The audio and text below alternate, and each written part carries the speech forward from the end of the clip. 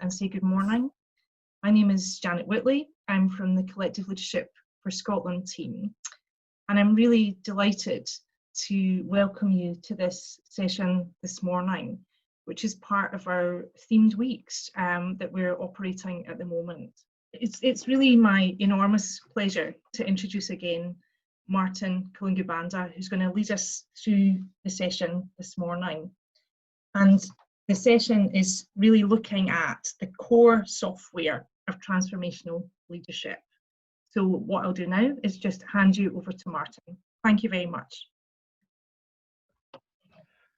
Good morning, everyone. Thank you very much, Janet, for welcoming all of us to the next 1 hour.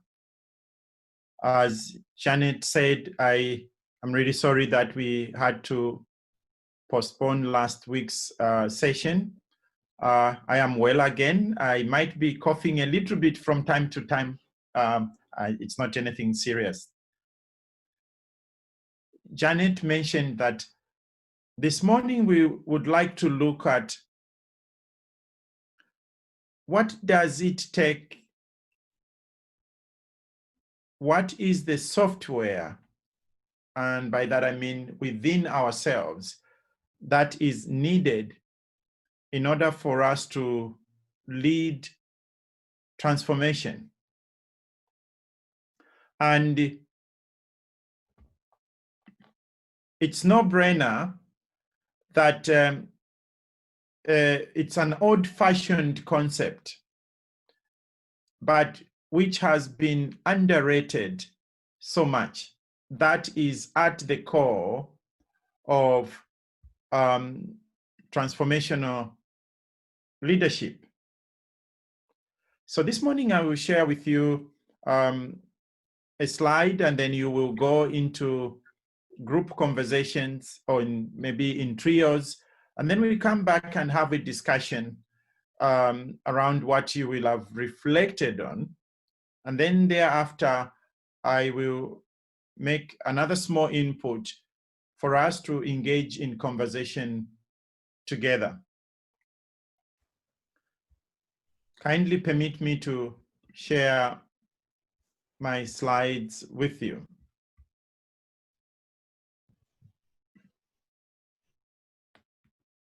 So, one of the most underrated qualities of leadership is simply listening. If there is anything that is lacking among us in the wider context of the meaning of the term leader or leadership, is the quality of listening. Because the word is so used and so familiar, we can take it for granted that it is not an important element. Listening for me in leadership is everything. Listening in my personal and professional life should be number one quality that I aspire to improve on, to become better at. But let's look at the elements of listening. So we can listen at level 1, where we are simply downloading habits of judgment, patterns of the past. And all of us do this. You might ask me a question, "Good morning, Martin, how are you?" And then I answer, "I am fine." Your next question might be, "And what are you doing at the clinic?" And I respond, "Oh, I haven't been feeling too well in the last few days." So the first response, "I am fine," came from habits I have developed all along. Offices, interactions, in family relations, we have certain habitual ways of paying attention. Another way of thinking about listening is the attention we pay. Someone greets me, I perfunctorily respond, and it's not necessarily inquiring into what the reality might be. But we could also listen at level 2.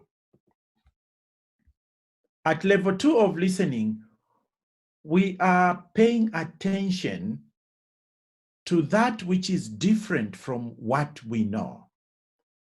We are aware of certain things we know, and then all of a sudden something different appears. And we are able to notice that this is different. That is another way of listening.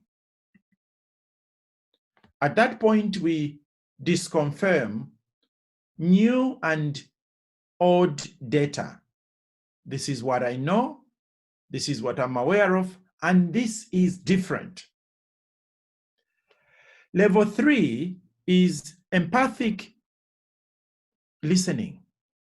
This is when we intentionally choose to put ourselves in the shoes of another person. It doesn't mean we will necessarily, in the final analysis, agree with them, but it simply means while in the process of paying attention to another person or another group, I try and experience what they are seeking to communicate to me through their turf, from their soil, in their shoes. And in a way, we do this much more easily, and maybe speaking for myself, at home rather than work environment, that I can try and understand those that I live with. If I have children, if I have siblings or any others, it is less obvious in a professional setting. You have to almost intentionally choose to do that.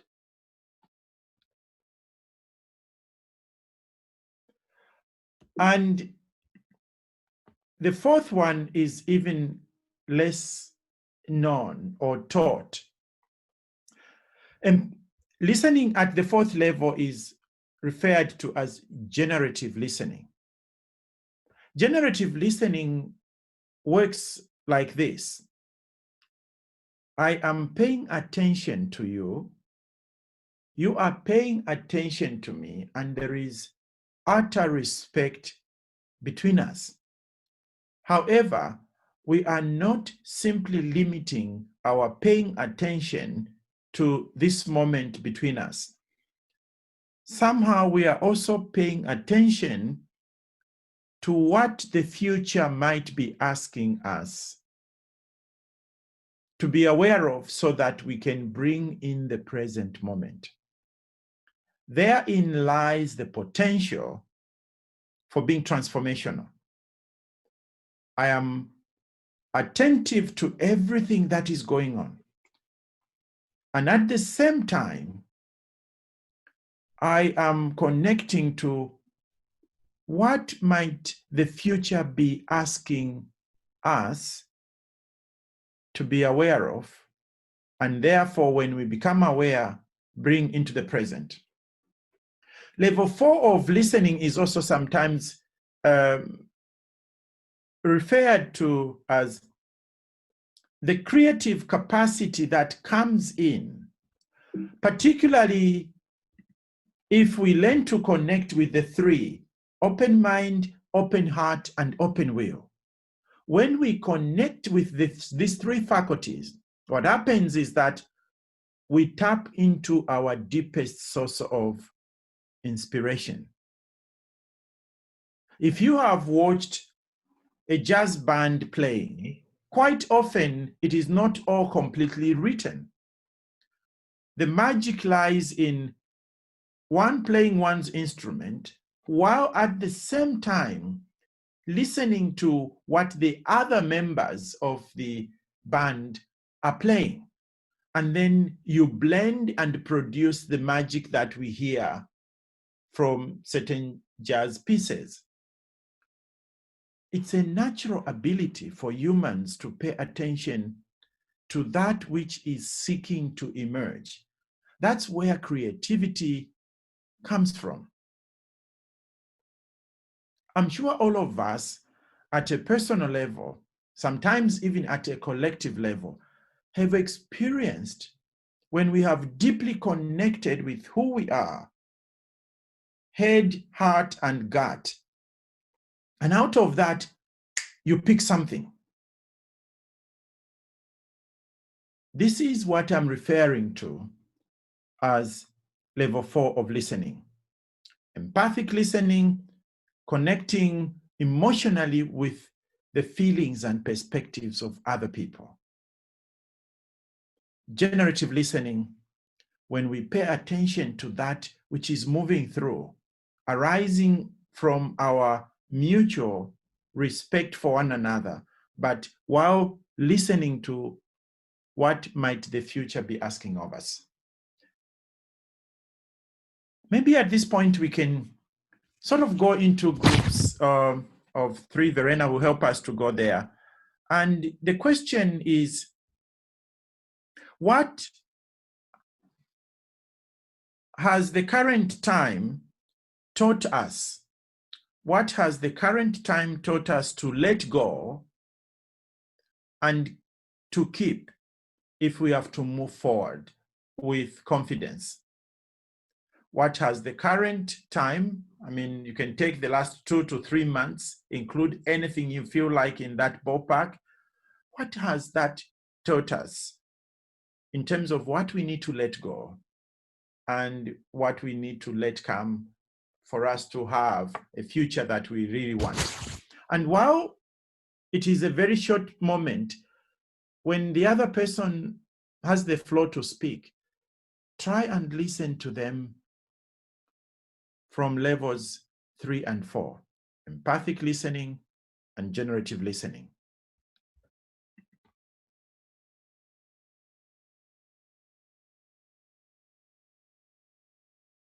So in a way, this moment, as I said earlier on, asks us to deepen our capacity for listening. As someone said to me, we need to become black belt listeners, that we might pick that little voice that is wanting to influence, shape, reshape the way things are done currently. But also this is a collective listening. I think in some form, COVID-19 alone has forced us as humanity to stop and then to begin to listen. And it's like one big ear of all of us across the globe. In some form, the death of one Floyd in the United States has also forced us as a collective humanity to reflect on our institutions, the reason why they were created and what they seek to serve.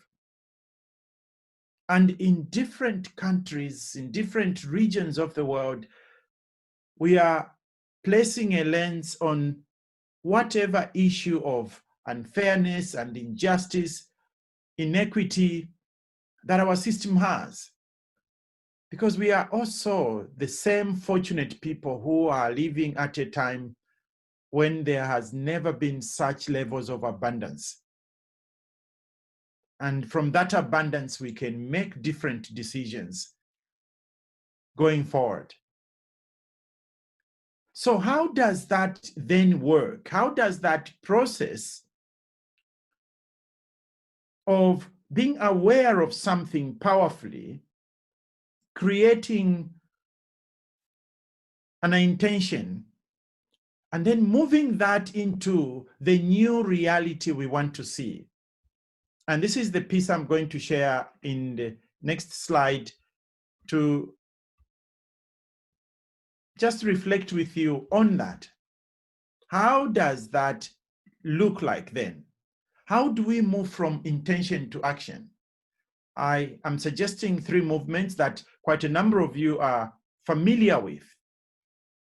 Before we get into those 3 movements, the number 1 capability we need to switch on is to stop downloading patterns of the past. I am not saying we chuck them out.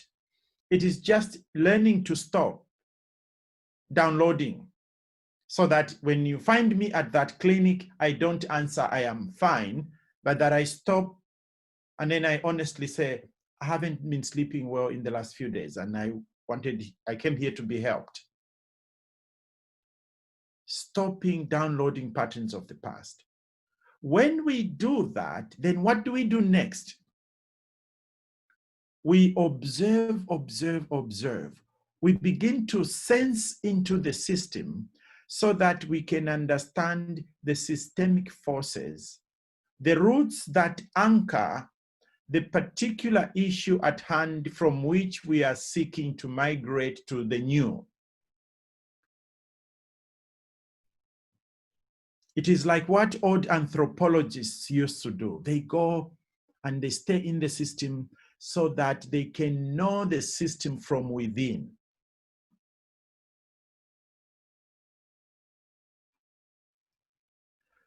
Quite often, leaders can be separated from reality because they are constantly receiving reports. Reports are good, but they are always sieved through the lenses of another person. So from time to time, go and sense the field by yourself. Good farmers don't just give instructions from their office. They walk the field. They touch the soil, they smell the leaves around, they touch, they feel. We have to sense the field. Nowadays, because of lockdown, it's even possible for you to ask me, so what room are you speaking from? And depending on our relationship, then I can show you around and say, here we are. And oh my God. And when we are chatting, Fiona said, we actually even shared photographs of our desks where we are operating from during the lockdown. Sensing the field is what gives us that extra knowledge, awareness we need in order to be creative. When I served as chief of staff to the 3rd president of Zambia, I would never make him sign off a law or a policy if I didn't take him to the place, real place impacted by that. If we were talking about children, I made sure we visited an orphanage. If we are talking about farming, I made sure we went to the least recognized farming community so that he can have a feel. Sensing is the gateway to innovation and creativity. However, if we do not suspend our usual patterns of seeing, sometimes we can go to a hospital, sometimes we can go to a community center, sometimes we can go to a business and see the same old same we have seen. So we have to learn the art of suspension. So when we switch on 3 faculties of intelligence, open mind, open heart, and open will, and then go to sense, in that way, excuse me, we actually see more than the average eye does. So the trick is around going there with an open mind, open heart, open will. But what is it that stands and blocks the intelligence of the open mind? It is the voice of judgment. It's a chatterbox that is in every one of us, that running commentary that all of us have naturally. The skill is about learning how to shut that from time to time. It will kick in naturally, but we need to learn to stop it and then see something deeper. And what allows us to term temporarily, the voice of judgment is simply curiosity. Tell me more. What happened here? How do people live here? What else is going on? What questions might we be asking ourselves? What don't we know that we need to be inquiring into? Curiosity propels the power of the open mind. What stands in the way of the open heart is the voice of cynicism. Oh gosh, these are poor communities, they'll never change. Life has never improved. So you go into that litany of cynicism and you close the heart. Compassion is the gateway to switching on the intelligence of the heart. This is not just a blood pumping machine, as you will hear me talk about throughout the journey we have together. Most traditional wisdoms knew that we don't simply know and think with our brain. We humans have the capacity to think with what is encased in the left side of our chest, the human heart. Its currency is compassion, the ability to connect with people and places and nature. We can't see more, even if we observe, if we are not going there with an open will. An open will is that leaning into possibility and then summoning the courage where you reach the stage where you cannot not do. You cannot unsee once you see certain things and then move into action. What blocks that is fear. Fear of losing status, fear of being seen as, fear of all sorts. And the currency of an open will is courage. The ability to look fear into the eye. Paul Mackay, I may have mentioned this to you last time. Paul Mackay, one of the founders of Triodos Bank, says he has managed to do what he does because he has learned, or he learned quite early, how to deal with fear. Fear doesn't go away because you ignore it. Fear likes being looked into the face and then say, you are here. What are you trying to alert me to? What do you want me to pay attention to that I may not have been paying attention to? It is that dialogue with fear that releases the capacity of the open will.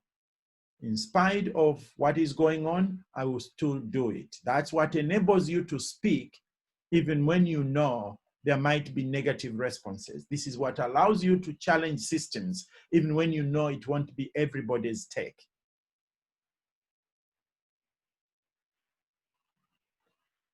So, after we have moved from sensing, then we move to co-inspiring, connecting with our deepest source of inspiration. We reflect. When you observe, create time to reflect so that you can allow inner, deeper knowing to emerge. And the two principal questions that help us to do that are simply, who is myself? And what is my work? Who is myself simply means, who is the possible better version of me when I am not weighed down by all the little petty things that tend to come into my way. And what is my work is not about my job description. It is simply asking the question, what might be the unique purpose for which this person was brought on this earth? What am I here on earth for? And all of us have an answer for that. But it needs time to reflect. And then finally, when we get an insight, we should act in an instant to prototype. There are times when our hands are wiser than our head will be. So when we get a strong insight because it has resonated with open mind, open heart, open will, we move into action rather than deliberation. If we engage in deliberation, we will only find out reasons why we can't do such a stupid thing. It is after acting that you stop in order to learn from what your actions have produced. And then you include the learning into the next evolution of what you want to birth. When we have talked to change makers all over the world, regardless of which sector and organization they belong to, they describe a movement like this. Innovation, creative work, transformation happens when you stop downloading. Go and sense the field, observe. And after you have observed, don't begin to interrogate the data. Listen from the three faculties of intelligence. That which pops up strongest is the impulse you follow, but you follow that not by debate. You follow that by acting, taking the first step. Then stop to reflect on the impact of your action. I'll stop here so that we can now engage in dialogue. Any thoughts, any reflections from your side? Janet, Dottie, are there any comments you wanted to pull out from some of the reflections? And if not, you could also begin to close the session so that we do not keep people away from their other responsibilities. I suspect that there are a few comments that might be of interest, but I suspect we are running out of time now, and I can see that some people, the comments are starting to be thank you and goodbye. So perhaps that's a good cue for us in terms of just recognising that it's been a really helpful conversation that we've begun, but there might be a whole load more that would be interesting to pursue. So thank you everyone for being part of the session this morning. Thank you, Martin, for leading us through the session.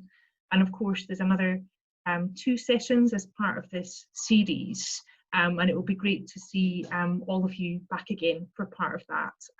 We're recording the sessions as well, so if there's anything you feel you've missed, or if you want to share with colleagues, then there's an opportunity to look at those sessions there as well.